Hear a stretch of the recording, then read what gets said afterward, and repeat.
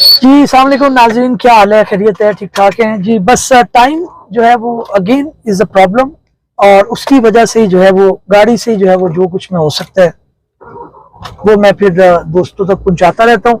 और मेरा मकसद भी यही होता है कि प्रैक्टिकल जो क्वेश्चंस हैं, लोगों के जो प्रैक्टिकल मामलात हैं, उनके ऊपर ही गुफ्तगू रखी जाए, बजाय कि आप बहुत ज़्यादा जो है वो थ्योरेटिकल चीज़ के ऊपर फोकस करें। तो आज मैं दो तीन क्वेश्चंस हैं जो प्रॉपर्टी से रिलेटेड हैं, उनके बारे में बात करूंगा, और उसके अंदर जो क्वेश्चंस आए हैं वो भी मैं बात करूंगा। सवाल ये आया कि जनाब मेरे जो है वो दादा, उनके तीन बेटे थे, और दादा फोत हो गए। उनके बाद जाहिर है मेरे फादर भी थे, और उनके दो भाई भी थे, और उनके बाद जो है वो फोत हो गए मेरे एक चाचा। चाचा जब फोत हो गए तो जाहिर है उनकी बेटियां हैं, आगे तीन या चार बेटियां हैं। तो अब सवाल मेरा ये है कि क्या दादा की जायदाद के अंदर उन बेटियों को हिस्सा मिलना चाहिए? क्या वो कानूनी तौर पर या फिर लीगली इंटाइटल्ड हैं कि वो दावा फाइल कर सके कोर्ट के अंदर? देखिए, बड़ी एक आम क्वेश्चन है, और इसके अंदर हमारा सेक्शन 7 है या 6 है फैमिली कोर्ट ऑर्डिनेंस का, उसने बड़ी क्लैरिटी लाई है। वो चैलेंज हुआ पड़ा उसके अंदर, लेकिन अभी तक वो इतलाक उसका होता है। और उसके अंदर यही है कि जनाब जो फोत हो जाए, पहला तो ये है कि बेटा जो है वो पहले फोत हो जाए और दादा जो है वो बाद में फोत। और दादा की इनहेरिटेंस है, ये आपने याद रखना है, प्रॉपर्टी जो है वो दादा की होनी चाहिए। तो दादा की जब प्रॉपर्टी है तो जाहिर है वो फोत हो गए, तो उनके जो बेटे फोत हो गए हैं उनसे पहले, तो उनके बच्चों को एक्सक्लूड कर दिया जाए, उनको कोई शेयर ना मिले। तो ये क्लैरिटी ले आए कि इसके अंदर कोई ऐसी बात नहीं है, लीगल प्रोविजन मौजूद है। ठीक है, वो वफाकी शरीयत अदालत के अंदर जो है वो चैलेंज हुई पड़ी है, लेकिन उसके अंदर अभी स्टे नहीं हुआ। तो लिहाजा वो जो पोते पोतियां हैं जिनके फादर फोत हो गए हैं, उनको अपनी दादा की जायदाद में से हिस्सा मिलेगा। तो ये आप ज़हन में रख लें। दूसरा ये आता है कि जनाब इसके अंदर बड़ी बात है जो अभी सवाल के अंदर आया।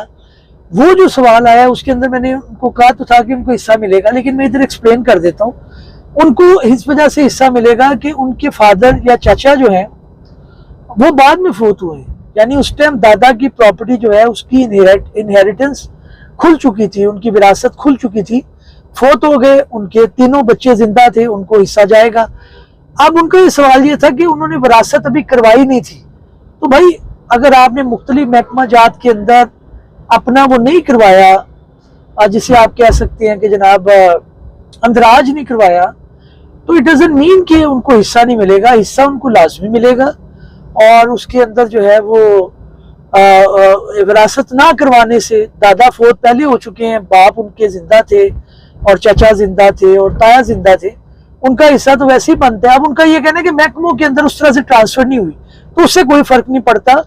जब कोई बंदा फोत होता है तो उसकी विरासत उसी टाइम जो है ओपन हो जाती है और उसका मामला आगे चलता है।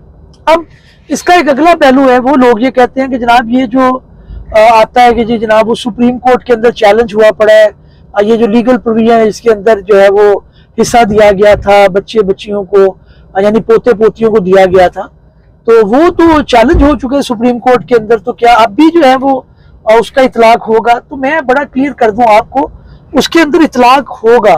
उसकी वजह यह है कि अभी कोर्ट ने स्टे ऑर्डर उस तरह से ग्रांट नहीं किया हुआ, और जो लोग विरासत जिनकी इस तरह से है उनको वो हिस्सा मिलेगा। और अगर कोई नहीं देता तो आप उसके अंदर कोर्ट के अंदर उसके जाके चैलेंज कर सकते हैं। और चैलेंज क्या करेंगे, जो पटवारी हैं, डिपेंड करता है कि प्रॉपर्टी कहाँ पे है। अगर उनकी प्रॉपर्टी जो है वो कोई पटवारखाने के अंदर है तो जाहिर है उसके अंदर वो पाबंद है कि उसको ट्रांसफर करें।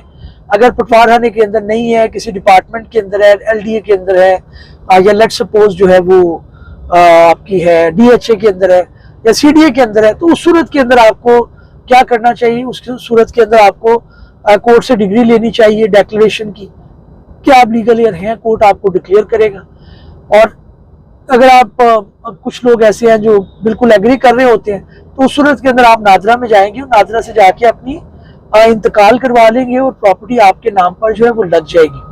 तो लिहाजा ये कहना कि जो है वो इनका शेयर नहीं बनता, इनको हिस्सा नहीं मिलेगा पोते पोतियों को, और ये कानून के मुनाफी है, ये आइन के मुनाफी है, तो ऐसी कोई बात नहीं। एक लीगल प्रोविजन है उसके अंदर जाहिर है वो उसको इम्प्लीमेंट करना पड़ता है, उसको देखना पड़ता है, और उसी के अंदर चल रहे हैं। वो चैलेंज हुई पड़ी है, उसका क्या फैसला आएगा ये उस वक्त की बात है। लेकिन आज जो है वो जो फोत हो गए हैं बेटा, उनके आगे बेटे और बेटियों को दादा की जायदाद के अंदर हिस्सा मिलेगा।